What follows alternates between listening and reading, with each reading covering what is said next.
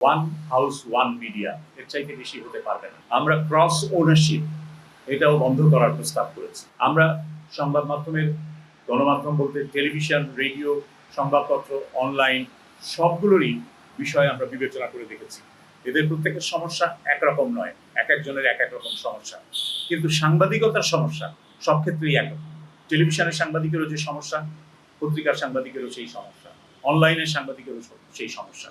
সুতরাং সাংবাদিকতার সমস্যা সেটাকে আমরা চিহ্নিত করার চেষ্টা করেছি, সেটা মোকাবেলা করার উপায় কি হতে পারে সেটা আমরা এক্সপ্লোর করেছি।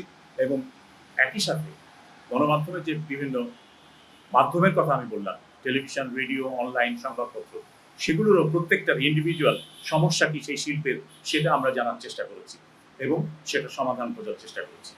সমাধানের ক্ষেত্রে আমি আগেই বলেছি, আমাদের অতীত অভিজ্ঞতা থেকে আমরা শিক্ষা নেওয়ার চেষ্টা করেছি। একই সাথে ইন্টারন্যাশনাল বেস্ট প্র্যাকটিসেস, আন্তর্জাতিক পর্যায়ে উত্তম চর্চা যেটা, সেটা থেকে আমরা শিক্ষা নেওয়ার চেষ্টা করেছি এবং সেগুলো থেকে বাংলাদেশে কতটা প্রযোজ্য বা প্রয়োগ করা যাবে, অনুসরণ করা যাবে, সেটা বিবেচনায় নিয়েই আমরা এই সুপারিশমালা তৈরি করেছি। এই সুপারিশমালার মধ্যে আমরা দেখেছি যে বাংলাদেশে একটা বড় সমস্যা, যে এই গণমাধ্যমে কালো টাকা ঢুকেছে। এই গণমাধ্যমে মালিকানার সমস্যাটা একটা বড় ধরনের সমস্যায় পরিণত হয়েছে। মালিক হয়েছেন কারা আমরা জানি না, কি পদ্ধতিতে তারা মালিক হয়েছেন। মালিক কারা তাদের আমরা চিনি, কিন্তু তারা কি পদ্ধতিতে মালিক হয়েছেন আমরা জানি না। কারণ কোনো প্রকাশ্য, উন্মুক্ত, স্বচ্ছ প্রতিযোগিতার মধ্য দিয়ে টেলিভিশন, রেডিওর লাইসেন্স দেওয়া হয় নাই। অনলাইন পোর্টালের যে নিবন্ধন দেওয়া হয়েছে সেটাও কোনো স্বচ্ছ, উন্মুক্ত, প্রতিযোগিতামূলক পরিস্থিতির মধ্যে দিয়ে বা পরিবেশের মধ্যে দিয়ে দেওয়া হয়নি। এগুলো সবই দেওয়া হয়েছে নেপথ্যে, যোগসাজশে, রাজনৈতিক পরিচয় অথবা অন্য কোনো কারণে। তো সেই কারণে এই শিল্পে যে সংকট, সেই সংকটে মালিকদের যে ভূমিকা, আপনি দেখেন সরকার পরিবর্তনের পরে কিন্তু মালিক পরিবর্তন হয়নি। মালিকরা নেতৃত্বে, নিউজ রুমের নেতৃত্বে পরিবর্তন এনেছেন, সম্পাদকীয় নেতৃত্বে পরিবর্তন এনেছেন। কারণ তারা চাইছেন যে যারা ক্ষমতায় আসতে পারে বা যারা যে ক্ষমতা, যেই রাজনৈতিক শক্তির উত্থান ঘটছে বলে মনে হচ্ছে, তাদের সাথে এক ধরনের লিয়াজও করা দরকার, যোগ সাজস্য স্থাপন করা দরকার, যোগাযোগ স্থাপন করা দরকার। সুতরাং সেই কারণেই তারা নেতৃত্বে পরিবর্তন এসেছে। কিন্তু এই মালিকদের কাউকে ঘোষণা দিতে হয়নি যে তার যে তিনি যে গণমাধ্যমে বিনিয়োগ করছেন সেই বিনিয়োগের উৎস কি, সেই বিনিয়োগ কি কর প্রদেয় টাকা, না কর দেওয়া হয়নি এরকম টাকা, এরকম কোনো কিছুই বলা হয়নি। আমরা দেখেছি টেলিভিশনের লাইসেন্স যারা নিয়েছেন তাদের মিশন স্টেটমেন্ট কি ছিল, মিশন স্টেটমেন্টে কিছুই ছিল না, যা ছিল শুধুমাত্র রাজনৈতিক অঙ্গীকার। আমি আওয়ামী লীগ করি বা আমি আওয়ামী লীগের আদর্শ প্রচার করতে চাই, আমি সরকারের ডিজিটাল ভিশনকে তুলে ধরতে চাই, সে কারণে আমি টেলিভিশন চ্যানেল চাই, এরকমই আবেদনপত্র ছিল। সেখানে জনস্বার্থের কোনো বিষয় ছিল না। তো আমরা মোটামুটি সব কটা টেলিভিশন চ্যানেলের, সব কটা রেডিওর যে অনুমতির জন্য যে আবেদনপত্র, সেগুলো যাচাই করে দেখেছি যে জনস্বার্থ সেখানে কোনো বিষয় ছিল না, ফিলান্থ্রপি বলে কোনো জিনিস সেখানে ছিল না।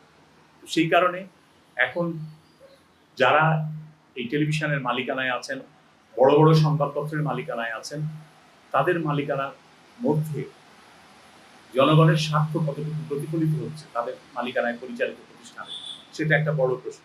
কারণ তাদের কোনো জবাবদিহিতা নাই। আমরা গণমাধ্যম থেকে রাজনীতিকদের জবাবদিহিতা চাইছি, আমরা আমলাদের জবাবদিহিতা চাইছি, কিন্তু গণমাধ্যমের জবাবদিহিতা কোথায়? একটা পত্রিকা আর একটা পত্রিকার বিরুদ্ধে বলছে, পত্রিকার মালিকের বিরুদ্ধে রিপোর্ট করছে, তার জবাবদিহি কোথায়? এই রিপোর্টটা কি জনস্বার্থ সম্পর্কিত না একেবারেই ব্যক্তিগত স্বার্থ সম্পর্কিত? এসব প্রশ্ন আমরা বিবেচনা করে দেখেছি।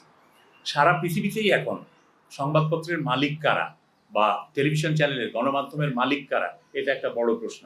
এবং সেই প্রশ্ন নিরসনের জন্য বিভিন্ন ধরনের আইন বিভিন্ন দেশে হচ্ছে।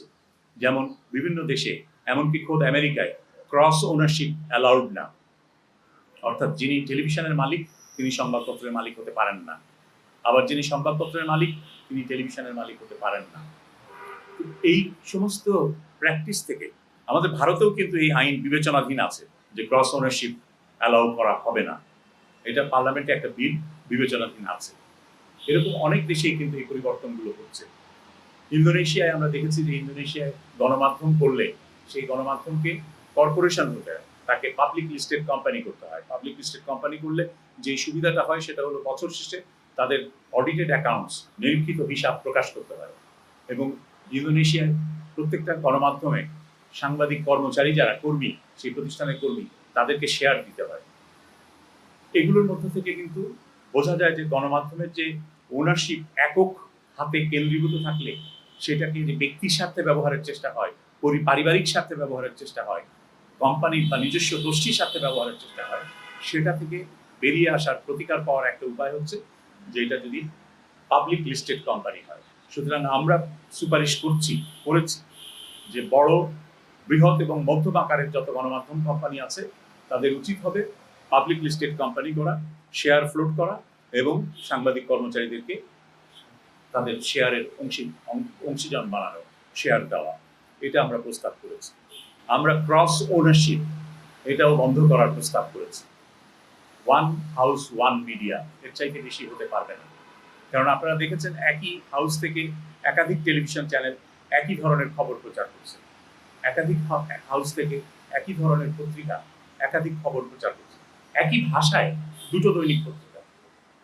আপনি মতামত কলাম দেখবেন কিংবা বিশ্লেষণ দেখবেন, গত কয়েকদিন আগেই যদি আপনি খুঁজে বের করেন দেখতে পাবেন যে বিশ্লেষণ হুবহু এক। তো দুটো কাগজ তাহলে দুই পত্রিকা কেন কিনবে পাঠক? সেখানে পাঠক কি পাচ্ছে? এবং এটা হচ্ছে বাজারের স্বচ্ছ প্রতিযোগিতাকে বিভ্রান্ত করার কৌশল এবং নিজের মনোপলি প্রতিষ্ঠার, একটা হাউসের মনোপলি প্রতিষ্ঠার চেষ্টা, কেন্দ্রীকরণের চেষ্টা। এই কেন্দ্রীকরণের চেষ্টা ভেঙে দেওয়া দরকার এবং সে কারণে আমরা মনে করি, কমিশন মনে করে যে one house one media policy implement করা উচিত।